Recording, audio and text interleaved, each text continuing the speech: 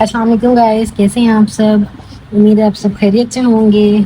ये है मेरी cat Snow. She is pregnant. बस कुछ दिन रह गए हैं इसके डिलीवरी में। देखिए इसने आज वो पहनी हुई है and she is really happy wearing it. ये उतार रही है। तो जी आज की हमारी वीडियो का टॉपिक है कि बहुत सारी ऐसी चीज़ें होती हैं जो आपकी कैट प्रेग्नेंट होती है बट आपको नहीं पता होता। आप वो काम कर लेते हो और उनका रिजल्ट ये होता है कि आपकी कैट को मिसकैरेज हो जाता है। उसके बेबीज़ टाइम से पहले डिलीवर हो जाते हैं।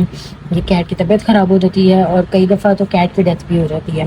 तो कुछ चीज़ें हैं जो आप अपने माइंड में रखें ताकि आप अच्छे से अपनी कैट की केयर कर सकें और उनको कोई भी नुकसान ना हो।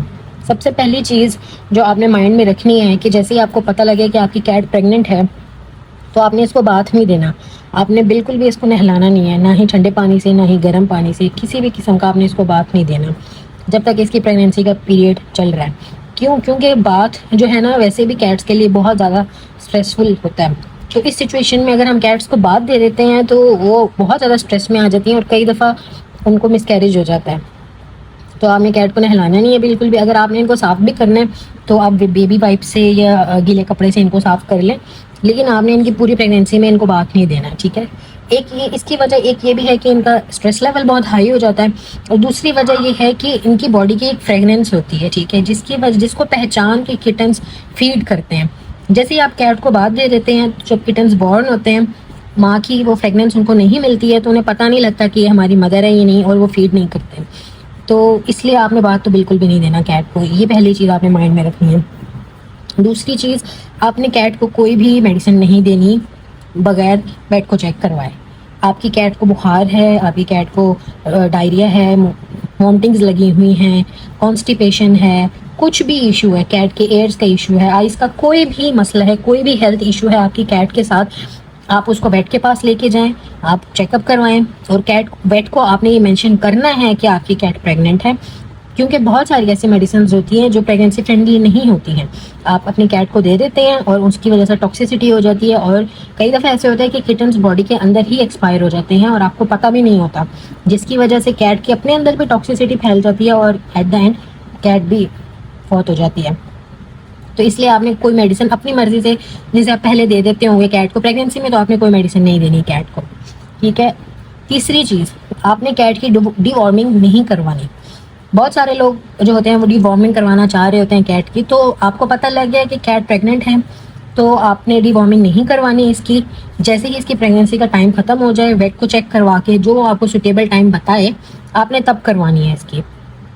आपको कोई ज़रूरत नहीं है डीवॉर्मिंग करवाने की ड्यूरिंग प्रेगनेंसी। अपनी कैट को आपने किसी भी किस्म का स्ट्रेस नहीं लेने देना बस। एक और चीज़, ग्रूमिंग। बहुत सारे लोग होते हैं उनको पता भी नहीं होता कि कैट प्रेग्नेंट है, और यूजुअली समर्स में या वैसे भी अगर उन्हें पता भी लग गया कि कैट प्रेग्नेंट है वो फिर भी इसकी ग्रूमिंग करवा देते हैं, कैट की कटिंग करवा देते हैं। तो ये भी इनके लिए ना एक बड़ी स्ट्रेसफुल सिचुएशन होती है, जिसकी वजह से इन्हें फीवर हो सकता है, ये परेशान हो सकती हैं। तो आपने इनकी ग्रूमिंग भी नहीं करवानी, कटिंग वगैरह आपने कुछ नहीं करना, आपने इन्हें निहाल पे छोड़ देना है बस आपने। एक और चीज़ जो आपने अपने माइंड में रखनी है वो ये कि आपने कैट को ज़्यादा गोद में नहीं उठाना, क्योंकि इनके किटन्स जो होते हैं उनकी पोजीशन चेंज होती रहती है इनकी बॉडी के अंदर। आप जैसे बेबी इस कैट को गोद में उठाते हैं तो किटन प्रेस भी हो सकता है, उसको कोई भी इफेक्ट हो सकता है, उसकी बॉडी के ऊपर कोई इंजरी भी हो सकती है। कैट अपनी मर्जी से जंप करे, वो क्योंकि वो बहुत सोच समझ के जंप करती हैं सिचुएशन में, अपनी मर्जी से जंप करे, इधर उधर जाए, वो एक अलग बात है। लेकिन आपने कैट को बहुत ज़्यादा गोद में नहीं उठाना। आपने कोशिश करनी है ज़्यादा से ज़्यादा कि उसको कोई भी कंफर्टेबल प्लेस मिल जाए और वो वहाँ पे रहे, वो जहाँ पर रह रही है वो सुकून से रहे। अगर वो किसी वार्डरोब में जाके छुप रही है तो आप बस कोशिश करें कि वार्डरोब बंद ना करें, उसको वहाँ बैठे रहने दें, उसके लिए प्लेस बना दें जहाँ पर वो इजीली रह सके। जैसे अभी स्नो है, ये यहाँ पे या तो इस साइड पे बैठ के इस साइड पे आके लेट जाती है, ये एक वार्डरोब नीचे वाला खाली है, ये वहाँ जाके छुप जाती है। तो आपने इसको तंग नहीं करना बिल्कुल भी। तो एक और चीज़ जिसका आपने ख्याल रखना है वो है कैट की डाइट को। आपने कोई भी उल्टी पुल्टी चीज़ कैट को नहीं खिलानी है, नज़र रखनी है कि ये कोई इंसेक्ट ना खा ले, जैसे लिजर्ट ना खा ले, कोई कॉकरोच ना खा ले। इस चीज़ का अपना बड़ा ख्याल रखना है, क्योंकि इनको नहीं पता लगता। अभी कुछ दिन पहले स्नो ने मुंह में लिजर्ट ली हुई थी तो इसके मुंह से हमने निकलवा के फेंकी है। तो इस चीज़ का भी आपने ख्याल रखना है कि ये कोई इस तरह की चीज़ ना खा ले, और अगर खा ले तो आप फिल फौरी इसको बेड के पास लेके जाएं। तो ये कुछ चीज़ें हैं जो लोगों को नहीं पता होती उनके पास कैट्स होती हैं, उनके पास पेट्स होते हैं, वो प्रेग्नेंट भी होते हैं। यूजुअली जो कैट्स पहली दफ़ा प्रेग्नेंट हुई होती हैं उनके ऑनर्स को नहीं पता होता कि उनका कैसे ख्याल रखना है, कौन कौन सी चीज़ें अवॉइड करनी है हमने। तो बस ये चीज़ें आप अपने माइंड में रखें। The most important thing is कि आपने कैट को स्ट्रेस फ्री रखना है, आपने इसको स्ट्रेस नहीं देना है, इसके साथ ज़बरदस्ती नहीं करनी। हाँ, एक और चीज़ मैं लास्ट पे ऐड करना चाहूँगी, वो ये कि आपने दूसरी कैट से इसको थोड़ा सा डिस्टेंस पे रखना है, ठीक है। अगर आपके घर में और मेल कैट्स हैं, फीमेल कैट्स हैं, तो उनसे थोड़ा सा इसको डिस्टेंस पे रखें, क्योंकि कई दफ़ा ये आपस में लड़ पड़ते हैं, मारते हैं एक दूसरे को, लड़ाई हो जाती है इनकी। तो बस इनका थोड़ा सा डिस्टेंस मेंटेन रखें।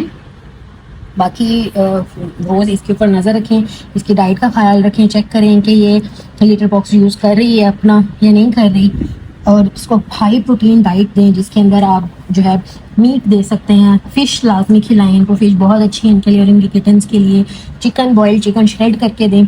एग भी दे सकते हैं, लेकिन आप ज़रूरी नहीं है कि आप डेली बेसिस पे दें, वीकली 2 टाइम्स आप इनको एग दें। अगर ये बॉइल्ड एग खाते हैं तो बॉइल्ड एग दें, जैसे भी एग खाना पसंद करती हैं आप इनको एग खिलाएं, हाई प्रोटीन डाइट इनको मिले। और लीवर आपने नहीं देना, मैं कभी भी लीवर रिकमेंड नहीं करती हूँ कैट्स के लिए, क्योंकि अच्छा नहीं होता, उनको यूटीआई और बहुत सारे इश्यूज हो जाते हैं। बाकी अगर आप वेट फूड की तरफ हैं तो आप इनको लिक्विड यखनी बनाकर पिला सकते हैं, सूप बनाकर पिला सकते हैं। अगर आप ड्राई फूड की तरफ, अगर आप फॉर एग्जांपल कोई भी ड्राई फूड देते हैं अपने कैट को, तो कोशिश करें कि इस दौरान आप इन्हें किटन और मदर फूड दें, ठीक है। बहुत सारे ब्रांड्स हैं जिनके किटन और मदर फूड आते हैं। इससे क्या होगा कि इनकी ऑब्वियसली बॉडी के अंदर किटन मौजूद है ना, तो जो सारे न्यूट्रिशंस किटन्स के लिए होंगे तो वो इनको मिलेंगी। तो किटन और मदर फ्रेंडली जो फूड होते हैं वो आप अपने कैट्स को दें ड्यूरिंग प्रेगनेंसी। और वीकली बेसिस पे एक दफ़ा वेट को विजिट ज़रूर करवा लें, ताकि वो अच्छे से इनको एग्जामिन कर ले, वो इनकी कंडीशन देख ले। ये कुछ चीज़ें हैं जो आपने अवॉइड करनी हैं, क्योंकि प्रेगनेंसी काफ़ी इनकी डेलिकेट होती है। कई दफ़ा हमें पता भी नहीं होता कि ये प्रेग्नेंट हैं, तो ये चीज़ें आपने नोट करके रखनी है कि ये चीज़ें, ऐसा कुछ नहीं करना जिससे कैट को ज़रा सा भी स्ट्रेस मिले, इसकी हेल्थ ख़राब हो। इसको प्यार से रहना है, इसके साथ कडल करना है इसको। इसके मूड स्विंग्स अगर हो रहे हैं, कभी अग्रेसिव होगी, कभी कटली होगी, तो बस आपने इसके मूड के अकॉर्डिंग इसको छोड़ देना है इसके हाल पे। बस खाने पीने का ख्याल रखना है, और ये नहीं कि आप 24 घंटे इसको खिलाते रहें, क्योंकि कैट की एपेटाइट बहुत ज़्यादा बढ़ जाती है इन दिनों में। बस आप इसको 4 to 5 टाइम्स दें, जैसे आप पहले 2 to 3 टाइम्स देते होंगे आप दिन में यूजुअली कैट को, तो अब इसको 4 to 5 टाइम्स देना शुरू कर दें, क्योंकि इसको डबल फूड चाहिए। बाकी अपने कैट्स का ख्याल रखें, और अगर आपका कोई